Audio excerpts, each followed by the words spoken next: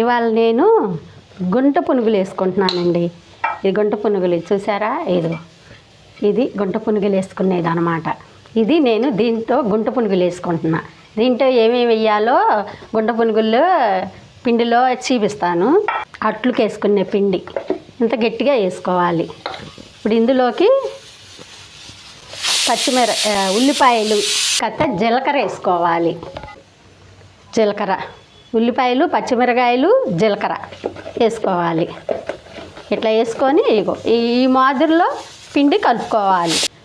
ఇట్లా వేసుకొని ఇప్పుడు గుంట పునుగులు వేసి చూపిస్తాను మీకు. ఇదిగోండి పిండి, అట్లు పిండిలాగా గట్టిగా వేసుకున్నాను అన్నమాట.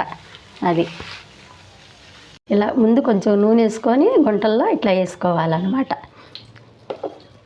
కొంచెం చిన్నగానే వేసుకోవచ్చు. ఇవి చాలా లోతు ఉంటుంది, అందుకని పునుగు బాగా వచ్చింది. పైదాకా ఏమి వేసుకోవసరం, గుంట నిండిన దాకా వేసుకుంటే చాలు.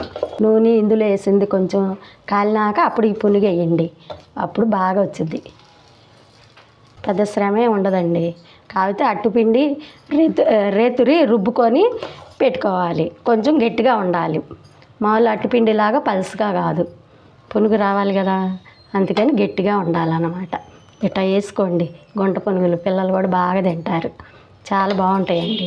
ఇట్లా వేసుకొని ఇప్పుడు దీని మీద మూత పెట్టుకుంటే నిదానంగా కాలిద్ది. అది మూత ఉండాలన్నమాట. మూత ఉంటే ఆ ఆవిరికి బాగా కాలిద్ది. ఇవేనండి గుంట పునుగులు. ఇంకా వేసి చూపిస్తాను మీకు. మన గుంట పునుగులు చూడండి ఎట్టగాలని ఎర్రగా అట్లా ఇప్పుడు తిరగేసుకోవాలి. మాడకూడదు అన్నమాట, ఇలా ఉండాలి. ఇలా తిరగేసుకోవాలి.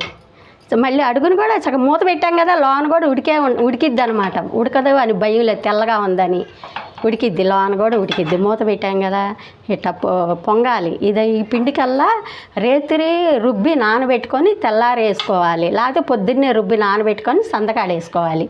అప్పుడప్పుడు పిండి రుబ్బి వేసుకుంటే ఇంత పొంగదు, ఇంత లావు అవదు పునుగు. అది అస్సలు ఆయిల్ అంటూ లేదు, కొంచెం ఒక్క చుక్కే రాసాము. ఎంత బాగుండేవి చూడండి. ఇవ్వండి గుంట పునుగులు. శనక్కాయ పచ్చడి నూరుకున్నాను. అందులోకి శనక్కాయ పచ్చడి కూడా కమ్మగా ఉంటుందండి.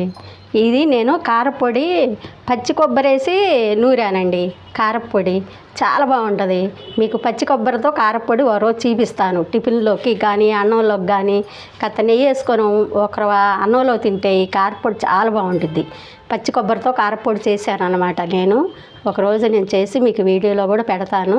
ఇవాళ గుంట పునుగుల్లోకి ఈ కారపొడి శనక్కాయ చట్నీ చేసుకున్నాను. కమ్మటి గుంట పునుగులండి. ఇలా చేశాను చూడండి, మీరు కూడా చేసుకోండి కమ్మగా. ఇంకొక రెసిపీతో రేపు మీ ముందుకు వస్తానండి. బాయ్.